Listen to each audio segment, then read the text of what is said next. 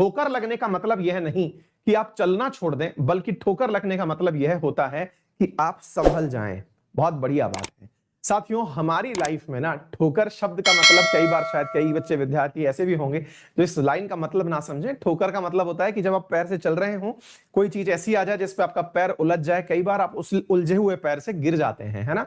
पत्थर रास्ते में निकला होता है, आपका पैर उलझ गया उसके साथ और आप धाम से नीचे जा पड़े। तो असल में ये ठोकरें लाइफ में बहुत खानी पड़ती हैं यदि आपको वाकई में एक ऐसे मुकाम पर पहुंचना है जिसमें कि आपकी चलती हुई गति को कोई रोक ना पाए। और साथियों, हमारा चूंकि देश ही इतना विविधताओं से भरा हुआ है, संभावनाओं की अपार संभावना है, लेकिन उसके बावजूद भी वर्तमान में संभावनाएं अपॉर्चुनिटी के रूप में थोड़ी कम हैं। लोग एस्पिरेंट्स ज्यादा हैं। ऐसी स्थिति में हमें हर एक गलती से सबक लेने की आवश्यकता होती है। और एक बहुत ही सही सटीक शब्द है कि गलतियां आप खुद करके अगर सबक लेने लगे तो भैया जीवन खत्म हो जाएगा, सबक खत्म नहीं होंगे। इसलिए दुनिया में जितने भी सबक लोग आपको देते हैं, आपके बड़े, आपके गुरुजन, आपके परिवारजन जो भी आपको शिक्षा देते हैं, उसे आत्मसात कर लीजिए। उसे मान लीजिए कि अगर ये कह रहे हैं कि ऐसा करने से ये गलत होता है तो उसे मान लीजिए, क्योंकि हर बार खुद गलती करेंगे, खुद सीखेंगे तो ये जिंदगी कम पड़ जाएगी, गलतियां खत्म नहीं होंगी।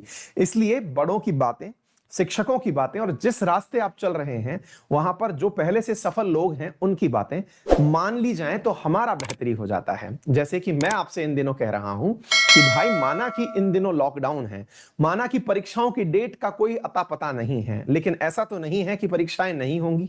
और ऐसा भी नहीं है कि जिस दिन परीक्षा की डेट अनाउंस होगी उस दिन आप टॉप कर जाएंगे। इसका मतलब यह है कि यह सतत प्रयास है। जिन जिन ने यह गलती करी कि एग्जाम की डेट पोस्टपोन होते ही पढ़ाई जिन्होंने छोड़ दी, उन्हें सिलेक्शन ने अपने से दूर कर दिया कि बेटा तुम दूर ही रहो, तुम हमारे सगे संबंधी नहीं हो।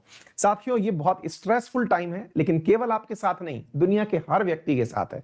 तो क्यों ना हम ये दृढ़ता धारण कर लें कि समय थोड़ा कठिन है, लेकिन हमें बहुत संभल के चलना है। और संभल के चलते समय अगर हम सब आपसे निवेदन कर रहे हैं कि भैया अभी अपनी पढ़ाई को ब्रेक मत देना, भले ही कोई भी एग्जाम की डेट आगे पीछे क्यों ना हो रही हो, क्योंकि ये एकदम ऑड सिचुएशन है, किसी ने इसकी कल्पना नहीं की थी। यूपीएससी तक अभी आजकल में बैठक होने वाली है, वो प्रीलिम्स की डेट्स को लेकर के वापस से सोचने वाली है कि क्या 27 जून को एग्जाम वो ले पाएगी।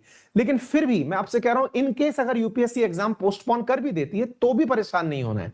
रीजन ये है क्योंकि एग्जामिनेशन एक सतत प्रोसेस है, ये चलते रहने वाला है, आपको ठंडा नहीं पड़ना है ना। और यह अनुभव बहुत सारे लोगों का है जिन्होंने रास्ते में हथियार डाल दिए, फिर रास्ता उनका साथी नहीं रहा। तो चलिए इसी सबक के साथ हम भी पढ़ाई शुरू कर देते हैं। अपने